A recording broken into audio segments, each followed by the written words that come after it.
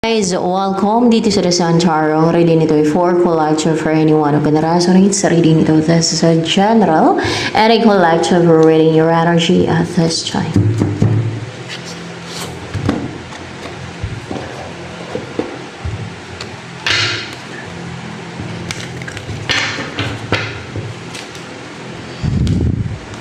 Eight of Swords in reverse.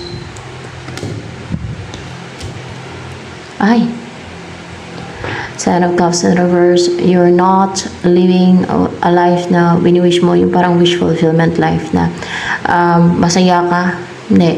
Pero naka-recover ka na or nakawala ka na from being controlled or yung parang binain ka, yung nirestrict ka. May freedom ka na ngayon, yun nga lang, hindi ka pa masaya. You're not yet living this, no, yung pag-upright to. Anong next na mangyayari sa buhay mo? Magiging stable ka na.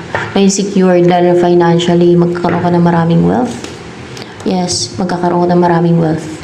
Yes, maraming kaperahan, no? Parang tabungus ba? Parang tabungus ang tawag sa amin yan eh. Tabungus eh. And death. Ano yan? May mamamatay? Meron mamamatay. Ano tong mamamatay na to? Meron daw. Yung may mamamatay with a death card. Parang ano to? Kaaway ba yung mamamatay? Kaaway mo? Kaaway mo. Na, ayun, parang ano, nababalisa, nababaliw. Kaaway mo na nababaliw. Yan ang mamamatay. Kaaway mo na nababaliw. Kaaway mo na nababaliw, mamamatay siya. Bakit? Yan ang nag-bind sa'yo, no? Yung kaaway mo na yun, no? Binain ka niya, no? Yan nga, binain ka niya. Winish niya mabind ka. O hiniling niya, hindi naman naghiling na i-bind ka. Pwedeng sa elemento ng healing, sa elemento. Sa elemento siya nag-wish na i-bind ka. Siguro may kaibigan elemento, mamatay yan. Ano kaibigan niya ba yung elemento na yan? Hinilingan niya, kaibigan niya. Wini-wish niya din, mamamatay siya. Nababaliw siya dahil saan? Anong dahilan bakit nababaliw siya? Dahil sa inggit sa'yo, kung kaya nababaliw siya? Nakakabaliw yung inggit eh, dahil sa inggit sa'yo. Gusto niya makipag-compete sa'yo, gusto niya mag-challenge sa'yo, gusto niyang yung gusto niya mahigit siya sa'yo palagi, ganun. Alam niya, inggitirang ugali, ganun. May ginagawa na scheme yan sa'yo, may ginagawa siya ang deceit. Evil.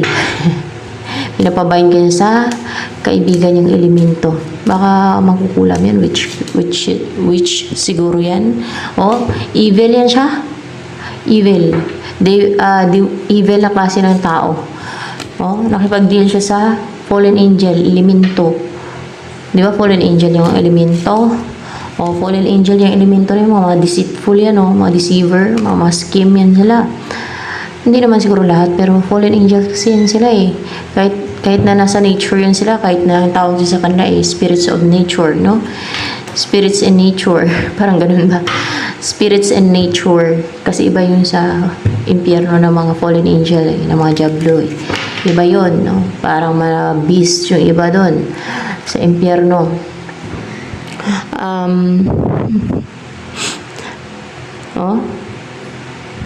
Nababaliw siya. Kaya siguro kung ano yung pinag-iisip niya na na lahat ng kung anong para sa'yo, kung anong sa'yo gusto niyang kunin, tumpak. Pinag-isipan niya na gusto niyang kunin lahat ng meron ka. Hindi siya makontento kasi kung anong meron siya. Kung ano nakikita niya sa'yo nang nagustuhan niya, gusto niyang kunin niya sa'yo, no? Hindi marunong makontento sa Kim. Sa Kim. Message ng angels for you. Sa Kim na klase ng tao yan. Flower power. Spend time with flowers and flower essences to increase your personal healing power. Healing power. So, ano pa ang message ng angels for you?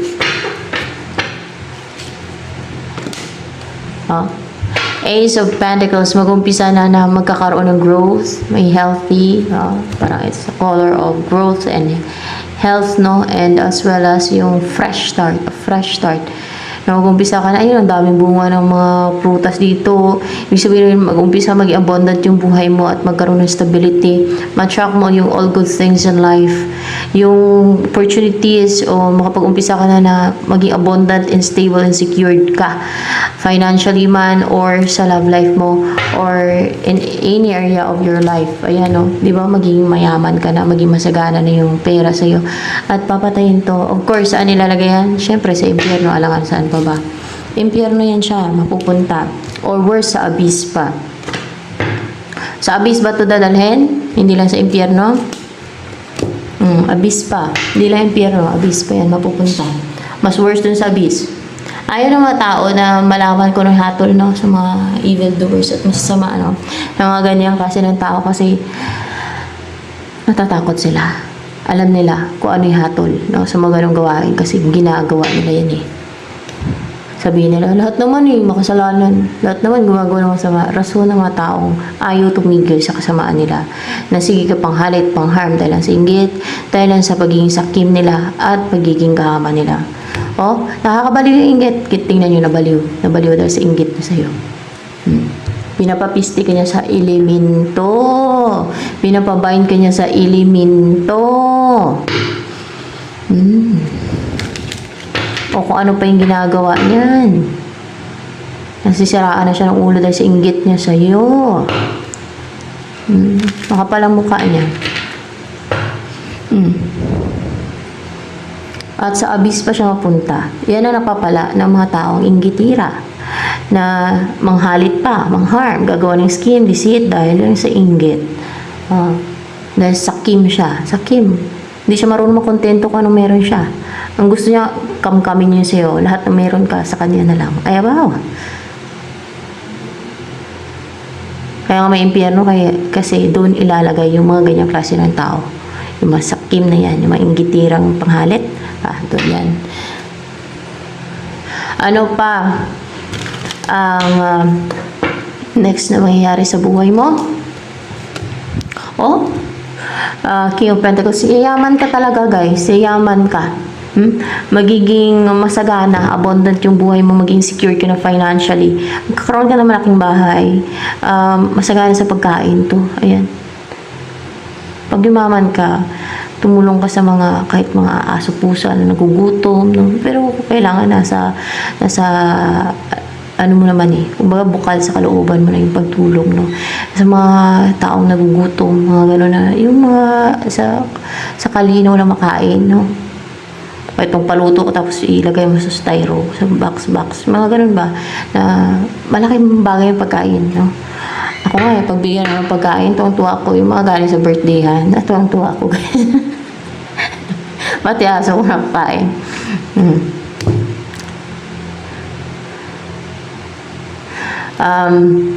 Libre, di ba? Ano pa? Ang saya kaya pag may nabibigay ng pagkain.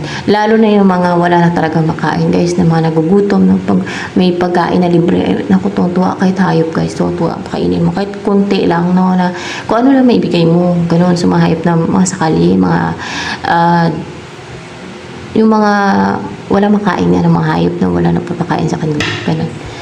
Mga tulungan nyo lang yung mga ano, yung abundant naman, masagana naman, di ba?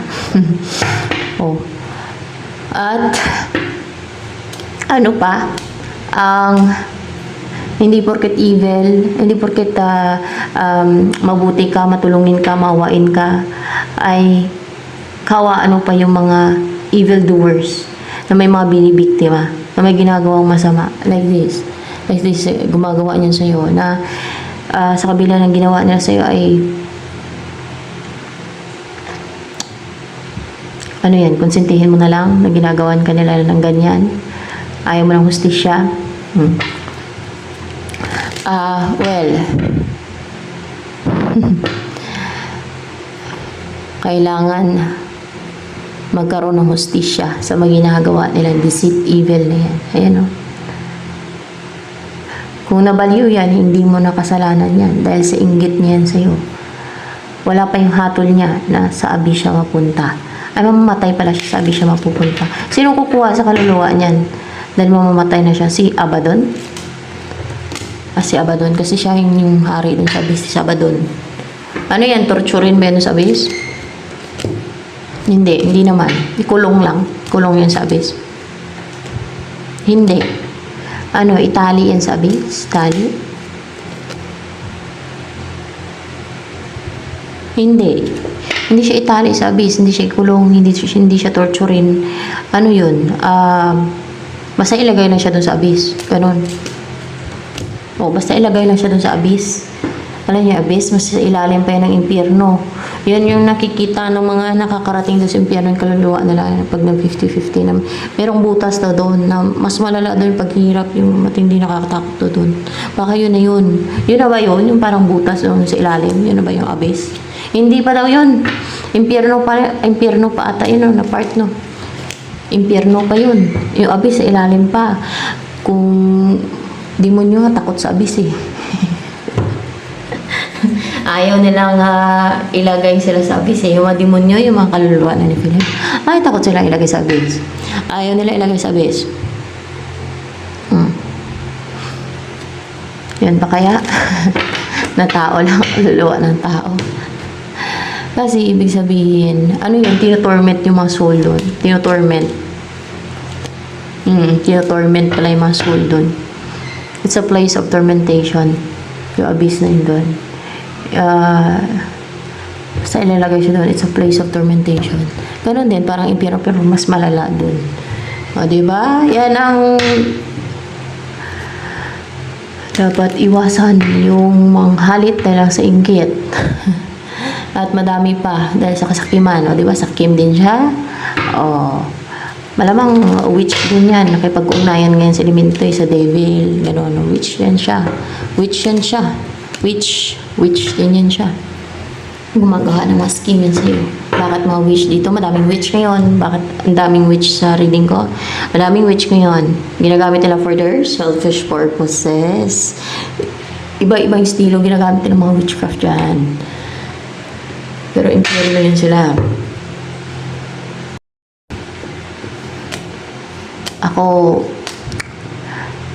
Ako yung isa sa magja-judge eh.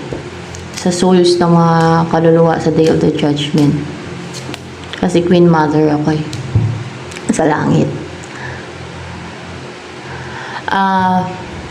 Tama ba? Ako yung isa maghatol. Magja-judge ng mga souls. Isa ako sa magja-judge sa mga souls sa Day of the Judgment. Sabihin nyo lang naginip ako ng gisingit ko naman. Yun ang sabi sa akin. Kaya ako nag-gain ng wisdom dito sa mga tao, dito sa mundong to ngayon. Kaya alam ko yung mga skin tricks nila, kung gaano sila ka-deceitful, kakaning. Kasi yan ang isang reason why I'm here. Kasi isa ako sa magja-judge sa mga souls sa Day of the Judgment. Ano pa ang next na mangyayari sa sa'yo? Maging resilient ka na, maging strong ka, maging tough yung personality mo, maging strong yung mind mo, maging courageous, brave with the color red, positive with the color yellow, pure kasi may pusa na puti and may puti din dyan, and clear and sharp yung mind mo, intellectual, logical. Ano ba ang next na mangyayari sa buhay mo?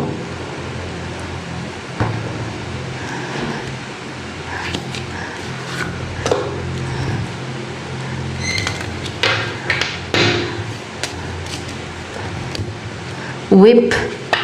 Parang kang whip. Natakot sa'yo yung, o may whip ka, natakot sa'yo yung, na matakot na lumapit sa iyo mga devil, evil, mga ganyan, evil, sa evil, ang mga masasama. And then, ay magpapakain ka nga ng mga animals guys, like birds, rats, basta mga animals, ayun na mapapakain ka kasi maging masagana na yung buhay mo kasi ganun ang mga taong busilak ang puso. Doon mo malalaman yan, no? Pagka maawain, sa mga inosente, hindi sa mga evil pag taong maawain pa sa evil, sa mga evil doers na sinasalbahin na nga yung kapwa nila na gumagawa ng mga deceit scheme, tapos kakampihan niya pa yung evil doer na yan, ay evil din yan siya. Yung pag-initan pa yung biktima, ay hindi yan mabuting tao din. Kasi nga, birds of the same feathers flock together. Diba? Oh. Ano pa ang next na mangyayari sa buhay mo? Parang kang snake, no? Hindi ka snake. Ikaw to, yung yellow beaver. Yellow beaver yan, yes. Na, yan ang kalaban ng mga snake. Yan ang kumakain ng mga ahas eh. Yung yellow beaver na yan. Hindi yan sila matabla ng mga venom ng ahas. So, parang ganun ka, no? And she, matibay, rooted, grounded, no? Matibay yung pundasyon mo. Hindi ka basta-basta mauuga, hindi ka basta-basta matitinag, hindi ka basta-basta mabuwal sa lupa. Parang ganun kung sa tanim pa. Matibay, no? And then, magiging masaya ka with your person, with the one na makakasama mo sa buhay na mahal ka niya, alagaan ka niya. You will be truly blessed, happy, live a positive life, and blissful lives together. So, ayan. Sino to? Yung makakasama mo na to with the sun. Sino yan? Yung tao na yan? Ay, yung makawala na from being stagnant. Ganyan. Oh. 9 of Cups upright ba yan? In reverse. Pero, hindi to masaya ngayon. Kasi, kakawala pa lang niya from being stagnant, no? Para bang hindi siya namumuhay ng wini-wish niyang buhay. Kasi wala ka pa eh. Parang unbalance siya ngayon. Kabado. Parang ganun. Ay, pwedeng, ano to? Ano ba to? Pride. In reverse talaga siya, guys. Kasi parang palang pa yan. Justice in reverse. Kasi, ano ba, upright pa yung justice? Yes, upright to. Ay, guys. Ayan o. May ginawa na kaibilan dyan. Sa person na yan, na magkakaroon ng justice. Kasi may ginagawa na scheme sa'yo, maybe sa love life mo, kahit tumagal to, na magkaroon ng balance sa inyong dalawa, magkakaroon ng balance sa inyong dalawa nito, na yung tao na yung kinakawala na yan siya. And then, mabibigyan na din ng hustisya, no? May hustisya mangyayari, ayun na yun, papatay na yung evil na tao na yan, ano yan, sakim, no? Nasabihin pa niya, ikaw yung feeling, no, na kahit na nakadestin sa'yo, para sa'yo, o para sa'yo yung mga blessing na yan, o para sa'yo, o sa'yo na yan. Sabi niya, feeling ka, o ikaw yung ano, kasi ganyan yung mga yan, para bang, ganyan ang mga sakim, ganyan ang mga narcissistic, masyadong, akala nila para sa kanila lahat ng all good things, no, in life, na pati sa iba, kukunin nila, no, na parang they deserve all of that, na, alam yung kawawain nila yung iba, kukunan nila, no, kahit na, yung wala ng pera, ganyan yung mga yan eh. Ganyan sila ka-evil. Na kunwari ay bulag na tapos nanilimos na nga lang. Kaya pa nila yan nakawin yung pera ng bulag na yan, no? Ganyan yan sila ka-evil na pinanlimusan lang nga lang ng bulag, di ba? Ganon, parang ganon. Nakukunin pa nila yan kung wala makakita. Kung sakali na wala silang pera, ganun sila ka-worse, ganun sila kasama, ganun sila walang puso. O, kunwari ay mayroong mga kawawa na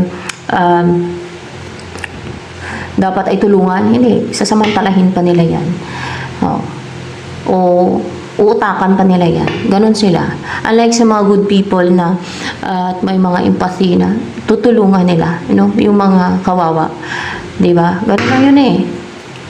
Andito sa mundong to, yung mga nakatira, good and bad. May good, may bad. May evil, may good.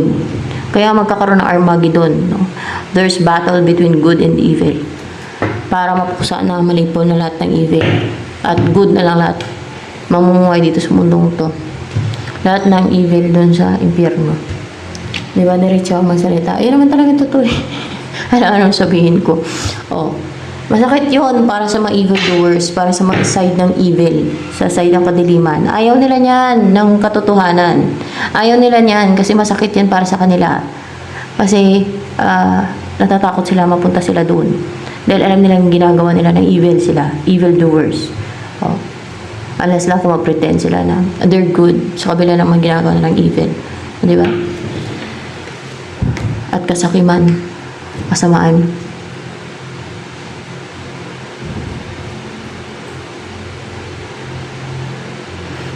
So, ano ang next?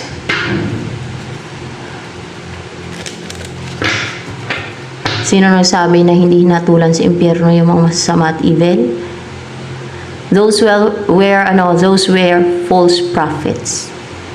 Kaya nga ang dami na nandoon sa impyerno ngayon. Ang daming na mislead dahil sa mga false prophets.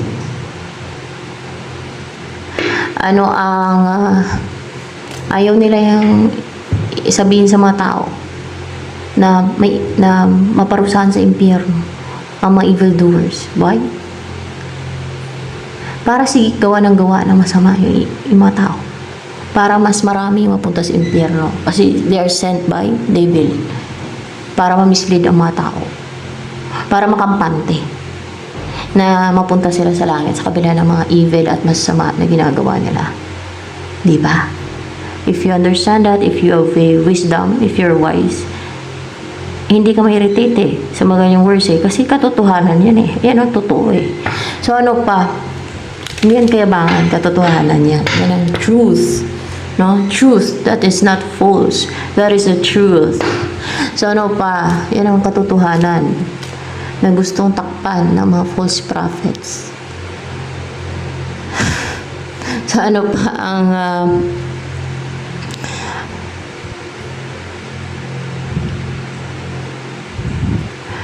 next na mangyayari sa'yo? King of Swords. Magiging ano ka talaga, magiging strong na yung mind mo, clear. At tatandaan mo yung mga lesson sa buhay ang pinagdaanan mo, yung mga pinagdaanan mo, no? Yung mga natutunan mo sa buhay o yung mga ginawa sa'yo ng mga unfair, injustice. Tatandaan mo yun para hindi maulit yun, para hindi nila magawa ulit yan sa'yo na ibang tao o ng mga tao na yan. Ganon. You should not trust pala kasi mayroong mga snakes, merong mga merong mga nagwe-wear ng false mask, mga ganyan, no? Kung ano pa. Merong mga sinungaling, merong mga deceitful, deceiver. Ganyan dito sa mundong to eh. Lalo na ngayon at nasa end of times na to. So ano pa? Dreams and goals mo matutupad. Ay, yung mag-umpisa na ang swerte sa buhay mo o ang destiny mo. Destiny mo na ba yan mag-umpisa? Let's see. Yes! Mag-umpisa na yung destiny mo. You will be together ng person mo na ito. Ayan. Ayan. Maging courageous na siya. Magte-take na siya ng action. Your person is coming now. So ito na lang guys for collective reading.